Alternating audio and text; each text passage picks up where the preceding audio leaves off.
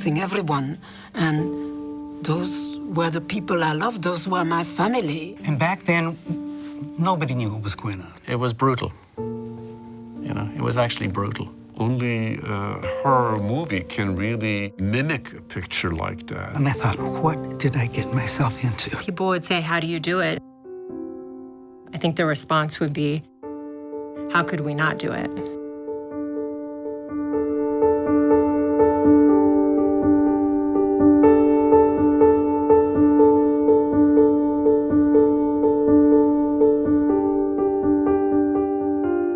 I remember a friend of mine coming to visit me, and I was living in West Hollywood, and he said to me, "Is everybody in your life gay?"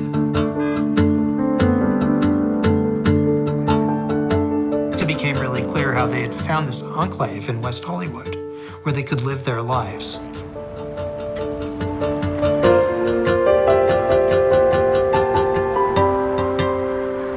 And AIDS took it all away.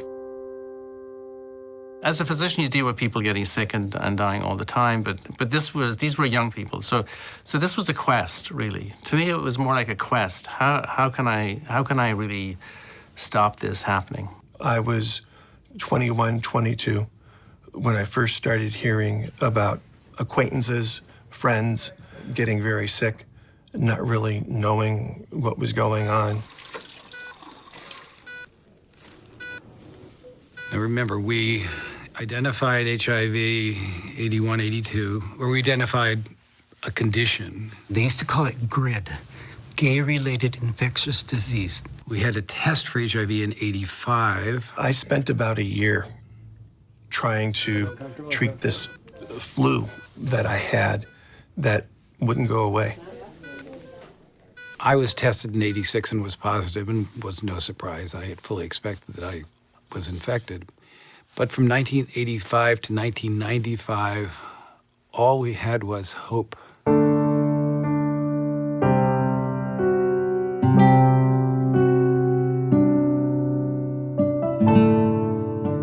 We knew that there were model units in other parts of the country, such as San Francisco, and other units in the city. What was really said at the time, the way I saw it, was that many of the larger hospitals didn't want to become known as the AIDS hospital. We, obviously, in 1990, it was late in the game. And, you know, it was a shame on you, Cedars-Sinai, because here your back door is West Hollywood, and you don't have a dedicated AIDS unit. There was a group of individuals at Cedars who were very interested in getting an inpatient AIDS unit and an AIDS program up and running here. The main AIDS unit was in the Valley. A few of us went to Sherman Oaks, talked to them. She had this passion to take care of these patients. Some people even called this, Dee Dee's unit. So really sought staff who were truly committed and wanting to come to the unit for the right reasons. Once we started, I think the unit was a showpiece.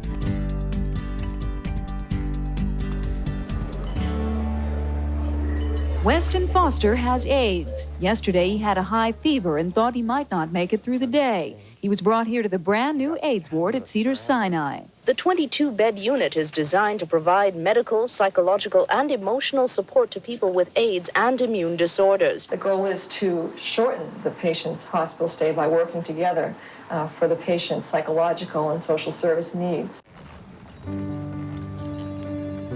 It was very comfortable.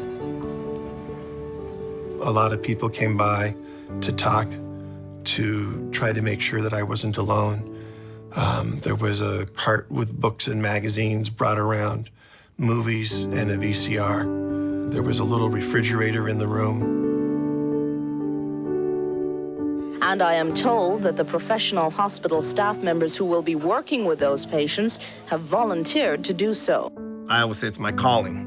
I just felt, being a gay man, that I can help the patients with their family also. I can remember sitting at the nook in my parents' kitchen, and I circled, they said, like, rank the places you want to work 1 to 3. And so I picked that as number 1, and my mom picked up the paper and said, "What are you doing?" And I said, I want to give that a try. Jennifer, when she came to work with on the unit, she was a new grad RN. And she's now on the unit, she's the nurse manager. But she was just like a 23-year-old little girl when she came to work there. And I can remember my mom saying, you know, if this is what you want to do, then you're going to be protected, I'm sure. We had rounds on Mondays and rounds on Thursdays. We had our full multidisciplinary team present. And then the nurses would come in, you know, one by one, and we would discuss their patients. And our patients were family. And everybody took care of patients like we would take care of our own brothers or sisters or daughters or parents. I think as a group, we accepted the fact that most of the patients we met were going to die, and that our goal and our challenge became how to help them do so in as comfortable and dignified way as possible. I always would tell my patients, I promise I'm going to sit with you tonight and whatever you need. If you want to talk about something, you just want me to be here. How are you feeling? Oh, much better today. Better than this morning? Yes. We integrated ourselves into their lives. We engaged as many of the people that were important to them as were available and possible to engage. If there's one thing I can get accomplished for you, you know, that's feasible, I'm going to get it done. Now they had to deal with the reality that they were sick and that they were probably going to die, and they needed to reach out to the family. There was a time a patient was dying, and he was lingering. I went to the family and I said, "Who's he waiting for?" And she said, "Well, his sister, but we can't afford to fly her out." And I said, "He's going to wait for her." And we bought her the ticket and we flew her out. And she walked into the room, and 15 minutes later, he was gone. The family that may or may not be ready to deal with and or accept their sexuality and certainly their disease. I remember a patient who was dying, and he wanted to see his mother. And he said, "Could you call my mom?" And ask her to come visit me. Some of our friends with AIDS had families who didn't know, were not supportive, or if they were supportive, they were ignorant, or if they were loving, they were scared. He had wanted to be buried back where the family was. And so I said, sure. And I called, and she wouldn't come visit him. No one should die alone. I mean, that was crushing to tell him, obviously, but it was also, but we're here, and you're not alone, and you're not gonna die alone, and you're not gonna die in pain. These are promises that we here can keep. No one should die feeling ashamed or unloved. He was scared that his body wasn't gonna be claimed if he died. So the nurses got together on the unit and put money together for the Neptune Society, so after he passed away that he would be cremated and spread his ashes at sea. That wasn't a unique situation. We would have memorials for patients who had died, and we would call it celestial discharge. We also saw family who were there all the time and would slip into bed next to the patient because they wanted to spend as much time as possible. People say there's nothing worse for a parent than burying their child. That's all I did, was help parents bury their children. their moms still keep in touch with me. You know, they died in 94, 93, and that's been a long while. But, you know, they still feel close to me. So we saw it all.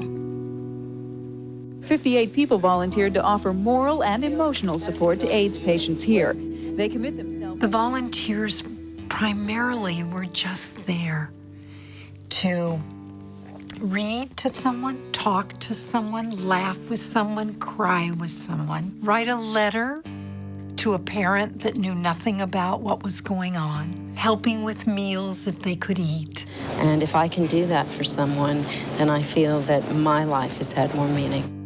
Majority of them would tell me they hadn't been hugged or touched in a long time, because they don't look the same as they did before they got sick?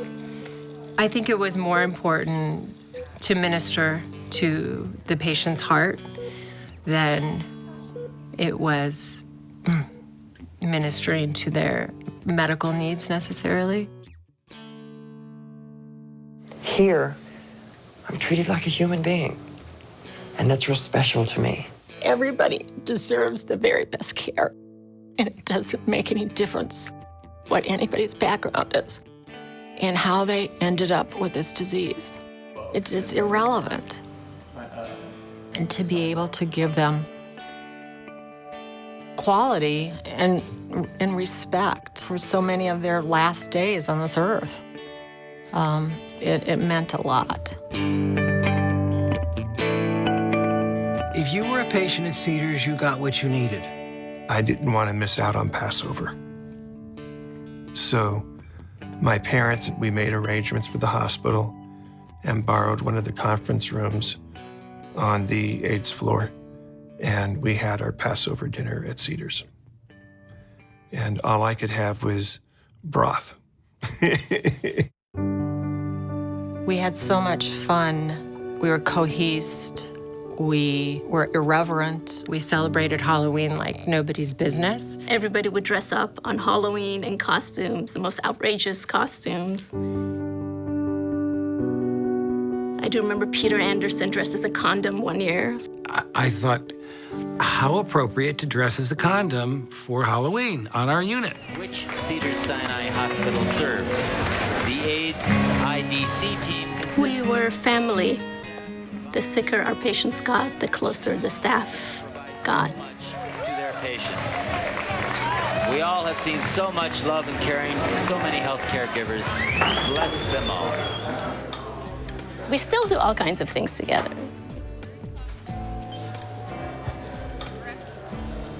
Hi. So nice to see you. It's been ages. Yes, you look amazing. You know, we have book club together, we have Christmas parties together, we have holiday parties together.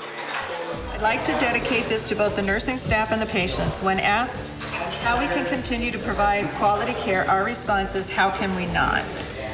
Aw, that's beautiful. Wow. Look at us, we all look good. That's great. And we're all wearing white pants. All wore white pants. And we'd always paint the windows and decorate like crazy. Oh, we did a lot of things you weren't supposed to do. We were always Speaking of things we weren't supposed to do, I want to get trendy in the Each patient's room had their own private VHS recorder, and we promoted movie nights. That's how we would get patients, together with their family members. I had admitted a gentleman into 6814. And she remembers the room. He said he was a famous actor, and I said, I'm so sorry. I don't know you, but I'm going to take excellent care of you. And so he said, if I bring a movie in, maybe, can you take a break? Could you watch the movie? And so I was very, of course, supportive. And so the next night, Friday night, I came on and his lover was in the room and he had said, I brought his movies. And I said, okay, well, I bought popcorn. You probably don't remember this, Awida, but I had asked you if I could pop popcorn. You're like, well, just... and so I did, and I took my break. I actually took my lunch break in his room, and the movie started running, and it was gay porn. I was slightly horrified because I didn't know what to do. I didn't want to insult him or have any degree of humiliating him by showing a reaction of shock or, disdain. I didn't know what. And so I watched it with them. I finished my break and we ate our popcorn, and then I just prayed that nobody was going to report it. That was something you didn't tell me. Working with this patient population changed my life. I was able to witness people doing everything they can to live an extra day, to live an extra week. I still, when I talk about these, I see some of those patients.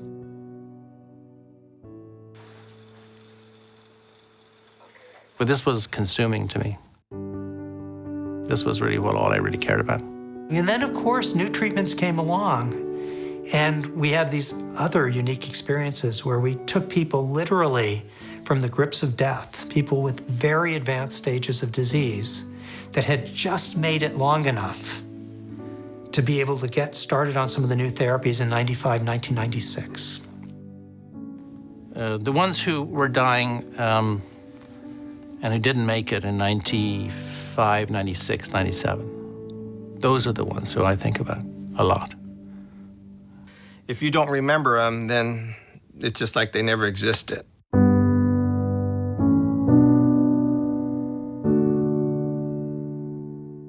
What I would say we learned from the epidemic was that the unthinkable can happen.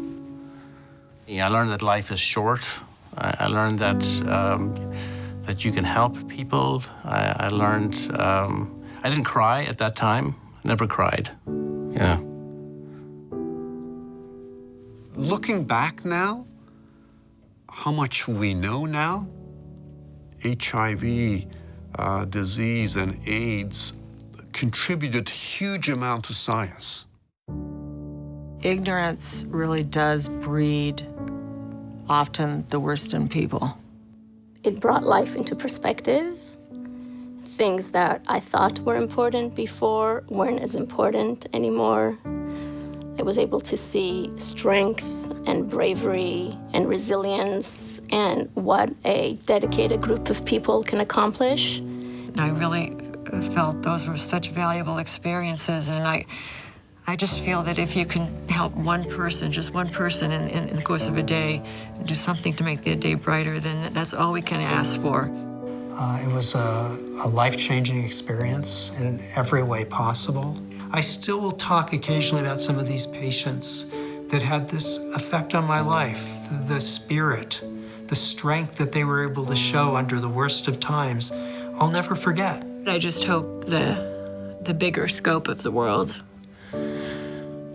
got that there was people who weren't led by fear, weren't led by judgment. And you wonder, was there anything more we could have done? Was there anything better we could have done?